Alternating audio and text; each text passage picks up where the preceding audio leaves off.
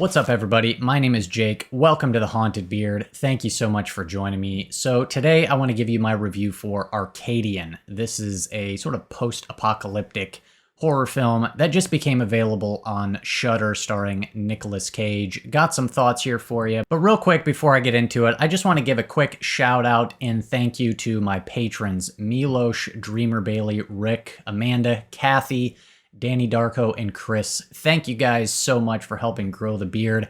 I greatly appreciate it. You guys are awesome. All right, let's get into the review.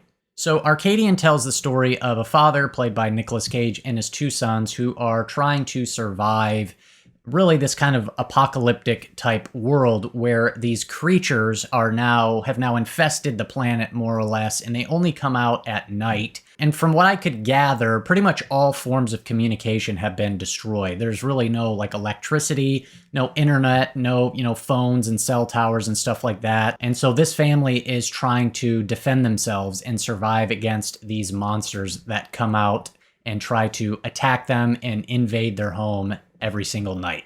And in a lot of ways, this film resembles A Quiet Place, but in my opinion is nowhere near the quality of that movie. And I had a handful of issues with this movie, starting with the camera work, as pretty much the entire film is shot on a handheld camera, which I don't necessarily have any issues with, but the way the handheld here is implemented did not do the film any favors in terms of trying to kind of execute this tension-filled type of experience. I found it really all of that just fell completely flat because of how the movie is filmed. And in so many of the scenes where the monsters are attacking, the camera is so shaky, you can't really see what you're even looking at. Very shaky camera, quick editing. You can't really get your bearings, and you can't, again, sort of register what exactly you're looking at. And so a lot of these sort of horror type sequences are kind of filmed like an action movie. In some ways, I felt like I was watching this Jason Bourne action movie where there are scenes where they're kind of fighting the monsters. But again, the camera never really pulls back to where you can really kind of see and get your bearings and understand sort of the lay of the land and who's where and what's going on. It's all just so shaky and quick cuts that it really hinders this thing. There's actually only one scene in this movie where I really felt some tension and kind of nerve-wracking vibes, and that's when one of the sons, Joseph, he's in the house all by himself, sitting in his chair sleeping at night, and one of the monsters is able to get his arm through a hole in the door, and he starts reaching and stretching out towards him, and then you see the monster's like fingernail grows longer and longer till where it almost reaches him. And that was this great scene where the camera cuts out wide. It actually stays pretty still for a second and you can see what's going on. But everything else is way too shaky, way too quickly edited. Some of it's dark too. And so you can't really make out what's going on. And so I really felt that the way the director filmed all these sequences really hindered it from having any sort of tension or suspenseful impact. One of my other issues with the movie has to do with the other brother, Thomas. And I know that the writer and the filmmaker were going for kind of having these contrasting, clashing personalities between Joseph and Thomas, but I found the character of Thomas to be really irritating and kind of incredibly stupid, as he makes a handful of really stupid decisions that just kind of infuriated me. The one brother, Joseph, is very smart. He takes responsibility. He follows orders. He does things the right way. But Thomas is the exact opposite of that. He's the rebel. He marches to the beat of his own drum. And it's just so incredibly frustrating because it's like, I understand, they're 15 years old, I think, and kind of having that rebellious sort of spirit of wanting to do your own thing and go your own way and make your own decisions. But it's just so irritating because it's like, listen, this is literally a life or death situation. If you are not home by sundown, you're dead. And, he keeps wanting to go over to this farm that's nearby where this other family lives. And we find out, of course, there's this younger girl over there who he likes and all that stuff. But it's just so stupid and it's so immature and it's so irritating because, again, it's a life or death scenario. And it's like, dude, come on. And he tries to prove that he's tough and he lets his anger get the best of him. There's this cool part where Joseph is actually able to trap one of these creatures and he wants to keep it alive because he wants to study it and learn from it, which I think is a great idea. And then they get into this argument because Thomas wants to kill it. And then, he has to like show off his strength, like he's the tough guy and the stronger brother of the two. And they end up getting into this fight, which causes the creature to get released out of the cage. And so there's just a lot of stupidity from his character that really kind of ruined the experience for me and just irritated me. Now, I have a handful of other complaints, but they really kind of get into spoiler territory, as I had a lot of issues with like the last half hour of this thing and the whole sort of build up to the climax. It kind of just progressively got worse and worse. Now, I'm going to get into the details, but I'll go ahead and issue a spoiler warning. And this movie, it just became available on Shudder, but it's been out on demand for a little while now. So I know a good amount of people have already seen it. So I'm going to just go ahead and get into spoilers. If you want to avoid spoilers, go ahead and skip to the timestamp in the video, and I'll give you kind of my final thoughts and final grade. So what ends up happening is, because Thomas makes another stupid decision, he ends up getting trapped on his way home in this like crevasse. And Nicolas Cage has to come rescue him. Well, he ends up getting horribly injured. And so Nicolas Cage is kind of out of commission for like the second half of this movie. And it's up to the two young brothers to learn how to fend for themselves and survive on their own, kind of thing. Later on in the movie, Thomas goes to the nearby farm to bring some medicine back to his dad.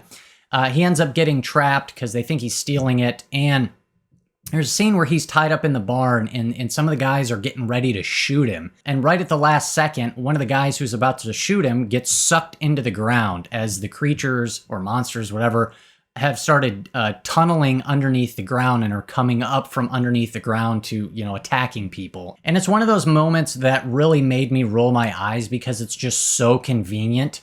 And it doesn't make sense either, because why are the creatures just now digging through the ground? Like, they've never been a threat before from being able to dig tunnels up through the ground, but now all of a sudden they can.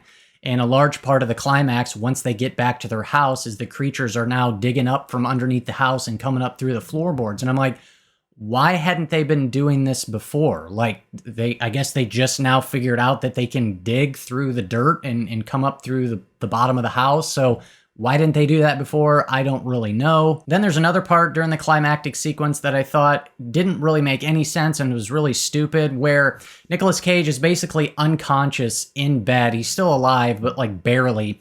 And you see this creature coming down the chimney.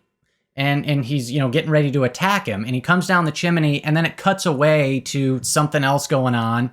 And then, they're all fighting right outside Nicolas Cage's room, and all of a sudden Nicolas Cage just bursts open the door and like picks up a baseball bat and starts going Rambo on these creatures. And I'm like, what just happened? What we saw 30 seconds ago was the creature coming down the chimney and was about to kill him. So what happened there? I have no idea. And now all of a sudden Nicolas Cage is out of his like catatonic state and is ready to go full out action hero on all the creatures. And I'm just like, what in the world just happened here? This doesn't make any sense. I don't know what's going on. So Nicolas Cage ends up sacrificing himself to save his two sons and the girl who's now with them. And then there's this other really stupid scene where there is this giant flaming ball of the creature. Somehow they get into this like formation where they're literally this giant like tire of creatures rolling down the road.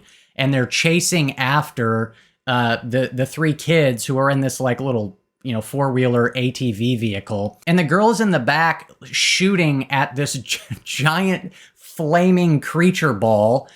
And it's still coming closer and closer. And then she just takes the shotgun and swings the butt of the shotgun at it, and it all blows up. I'm like, that's got to be the dumbest thing I've ever heard. Like, this entire house explosion, they're on fire, she's shooting them, that doesn't do it, but a little swing of the gun, and that kills them, I guess. I thought that was incredibly stupid.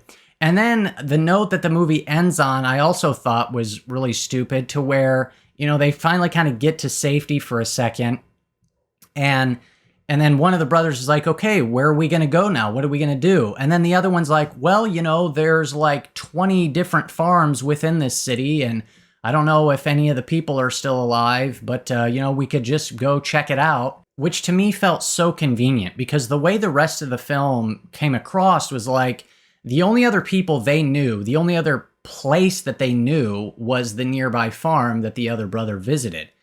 And so now it's like, oh, you mean you've got like all these other places that you could have been going to and people that you could have been communicating with and talking with and maybe, you know, helping out and getting help from them and all that. And we're just now finding out about this. It just seemed like just such this easy, convenient cop-out way to kind of end the movie on somewhat of a positive note, to where the rest of the movie didn't make it feel, it made it feel like they were just completely and utterly alone and isolated, with the exception of this one nearby farm. So I don't know, I found that really unsatisfying. So anyways, yeah, those are some of my thoughts. I had quite a few issues with this movie. There's not a whole lot positive I can say about it. There are some aspects that are decent. I think the performances, for the most part, are decent. I liked the character of Joseph just because he was smart and intelligent and resourceful and stuff like that. But most of this thing didn't really work for me, and I just thought there was a handful of ways things were handled were kind of stupid, unfortunately. So, yeah, those are my thoughts. Man, I don't know. I'm going to be like 3.5, I think, out of 10 for this thing. I was really unimpressed overall. So those are my thoughts. Hit me up down below like always. Let me know your thoughts on Arcadian. Would like to hear from you. So thank you so much for watching. If you got anything out of this video, you know what to do. Do not click that subscribe button unless you want to be haunted by the beard.